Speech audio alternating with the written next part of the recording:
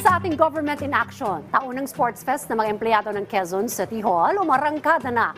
At ilang magkasintahan sa Makati, ikinasal sa pangasiwa ng lokal na pamahalaan. Si Maris Rico sa report. Rise and Shine, Maris.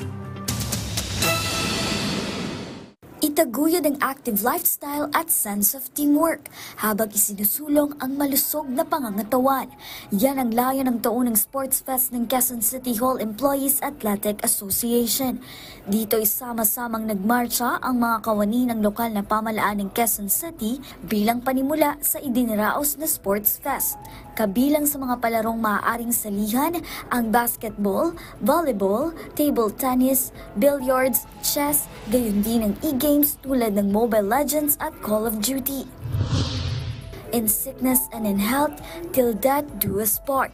Damang-dama ang tamis ng pag-iibigan ng mga blooming June brides at dashing grooms na ito sa isinagawang masayang wedding sa Makati City. Pinagsiwaan ng pamahalang lungsod ang pag-iisang dibdib na aabot sa 8 magkasintahang ikinasal. Hinihimok naman ang mga magkasintahang Makati-Sens na nais ring makasal na makipag-ugnayan sa lokal na pamahalaan. Maris Rico para sa Pambansang TV sa Bagong Pilipinas.